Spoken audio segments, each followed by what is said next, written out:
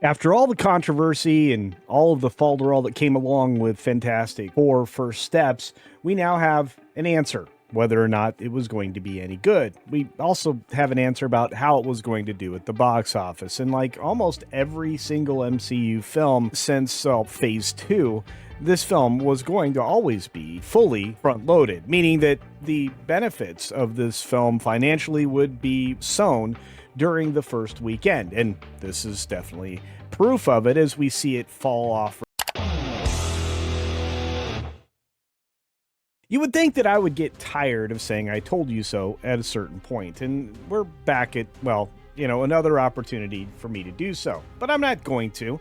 I think everybody kind of knew that this was going to be a hit or a miss for Marvel Studios. Financially, it looks like a hit, but it's not even a base hit. It kind of just accidentally made it into the outfield, and that's a real problem because the industry was trying to push this forward as a massive success and a Superman killer, which, well, I have to tell you, it achieved neither. When you look at Fantastic Four through industry eyes, like let's say Deadline, from Penske Media specifically, we'll find that Nancers over there, Nancy Tartaglione, says that Fantastic Four First Steps blasts off with a $218 million global bow. Those are pretty big numbers, but it's fairly evenly split between domestic and international earnings. It talks about the milestones for Jurassic World Afterbirth and of course for Superman and F1, which I think that's noteworthy because F1 is an international success with some interest from the domestic market, and Superman is a domestic success with not the kind of interest you'd hope for internationally. Regardless, as you dive into these films, one thing's for certain.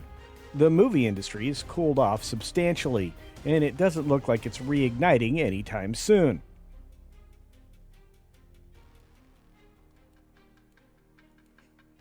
For the Sunday update, Nancers types, Marvel Disney's The Fantastic Four First Steps has come in with an estimated $218 million global opening. While this is lower from where we saw it yesterday, it remains above the pre-weekend projection, both worldwide and in terms of international box office. The latter landed at $100 million, the top end of 4 pre-opening projections. Well, yeah, I mean, when you take a shotgun approach to anything, you're going to do okay, Nancers, but regardless, the overseas debut is 13% ahead of Thunderbolts, nothing to crow about, and 11% ahead of Superman, probably not anything to crow about either, 4% above Captain America, or Captain Anti-America, Brave New Toilet Wand, and that's only specifically if you go like for like markets at current rates. The offshore take overall is $100 million, and it's about 46% off of the global total. Normally, in this genre, we see overseas numbers much higher than domestic, and this is a comment that I've been making now for quite some time. That's not been the case recently, whether it be Superman's bow of 43% off or, well, anything coming out of Marvel previous. It's always started to get closer and closer to parity. And this is terrible news for the movie studios and maybe good news for people who are looking for something new. But Nancers at least tries to prepare people for what's going on in China. You see, China, according to Twisted Voxel's article here, is, weak.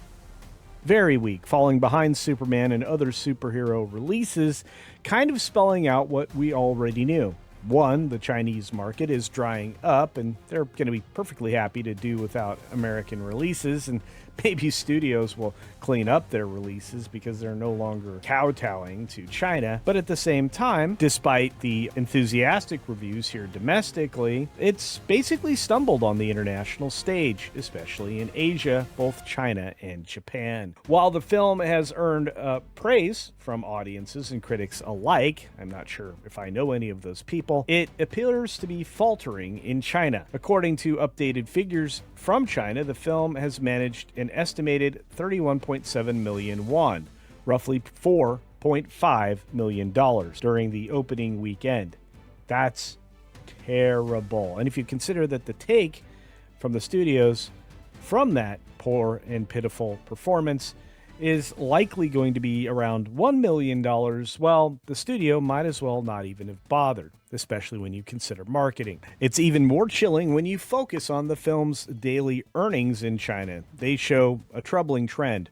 On Saturday, Fantastic Four brought in only $1.65 million, making a 5% drop from Friday, kind of what was experienced domestically, which we'll get to in a moment, but for a different reason. These grim numbers are comparative to the 8% from Japan, which was 37% below Superman, 49% off from Captain America 4, and a striking 67% off from the Marvels, which grossed $4.93 million on its first Saturday in China. These are not a trend that you want to see repeated globally, nor even here in the United States. But returning to the domestic market, we have Variety, where we have the article talking about the heroic $118 million debut of the film, which is, well, anything but that, to the tune of a $7 million hit from day-over-day expectations. That's very, very bad. It's one of the problems with counting your chickens before they hatch, as is illustrated here, where they say, based on initial turnout, Fantastic Four First Steps is shaping up to be a needed win for Marvel Studios, the comic book empire which has become Hollywood's most reliable hit maker, well, not for some time actually, has greatly struggled with commercial consistency over the past 5 years. The company has succeeded in post-pandemic times with entries led by familiar faces such as Spider-Man No Way Home, a Sony element, and Deadpool and Wolverine, a film made basically in honor of the former Fox superheroes by the former Fox superhero, Deadpool, and Wolverine as well.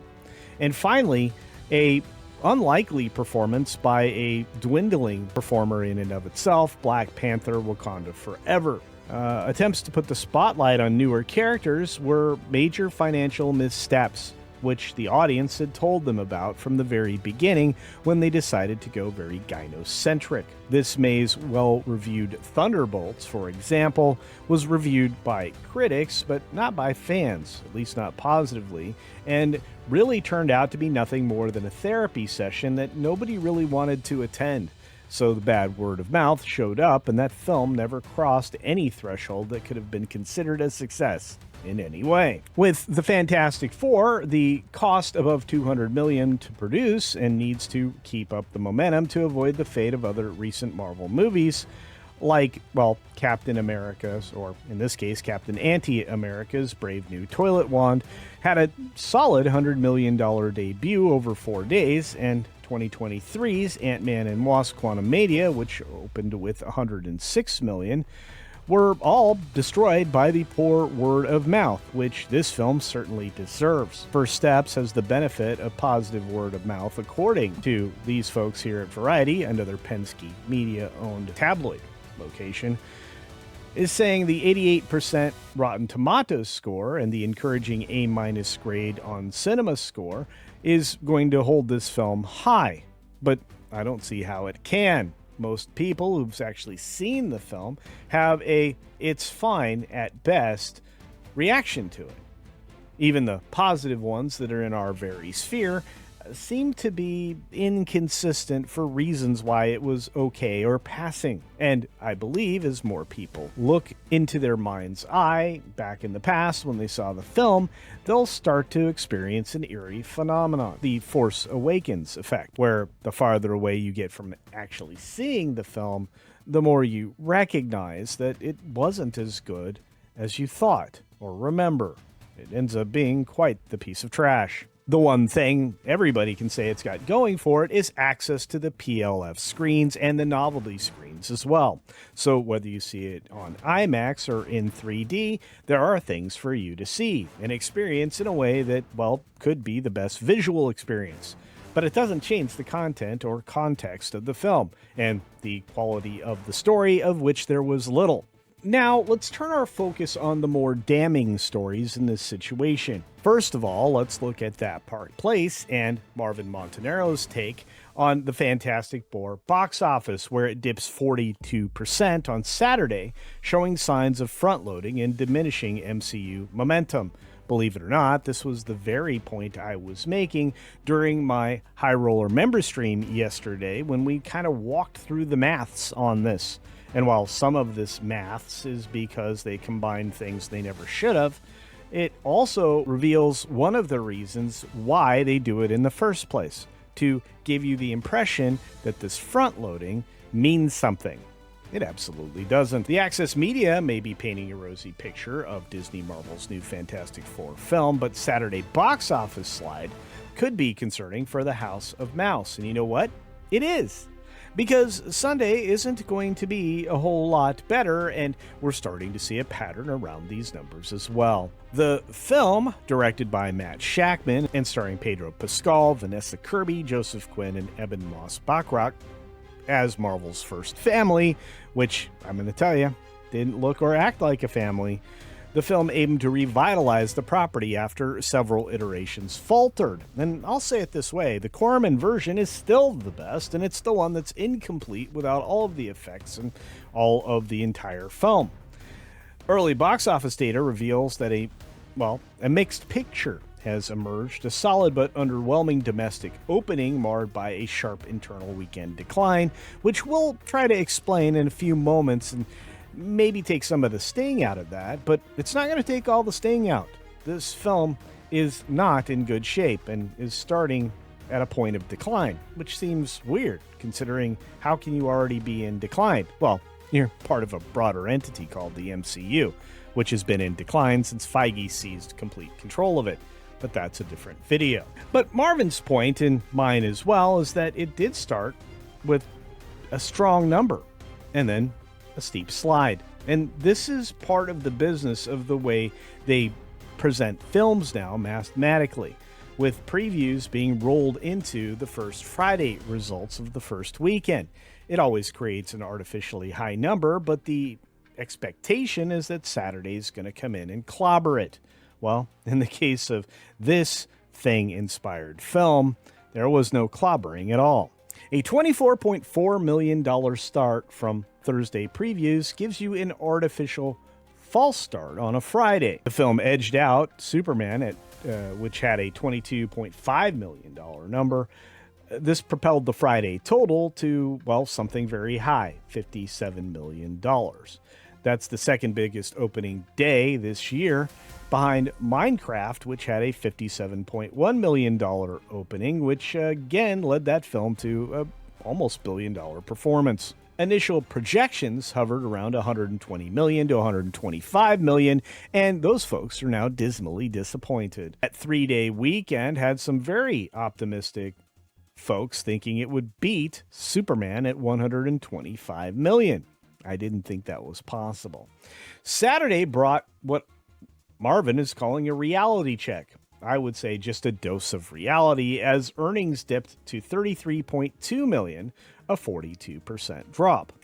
But to be fair, it had artificially included that 20-some million dollars we mentioned just a moment ago. If you'd left it alone from Friday's non-adjusted haul, this decline would be, still notably steeper than recent comparables, such as Superman's 33% drop and Deadpool and Wolverine's 36% drop. The rest of them are immaterial because their initial earnings were much lower. And then, of course, the reality of Sunday arrived. Sunday estimates came in at $27.8 million, a projected 16% ease from Saturday, setting the decline in motion. It's no longer just a series of numbers, it's a trend. And this front-loaded pattern, where opening day is inflated by diehard fans, but subsequent days later highlights a potential erosion in casual audience turnout, that's propelling Marvel downward. And to be fair, the trend has been in place for a while. Not to mention the fact that a family-driven film like this was supposed to be, rural and suburban areas underperformed by 13%, while families comprised only 17% of the audience versus the 21% norm for PG-13 superhero-loaded flicks. Kids under 13 had eased to 8%.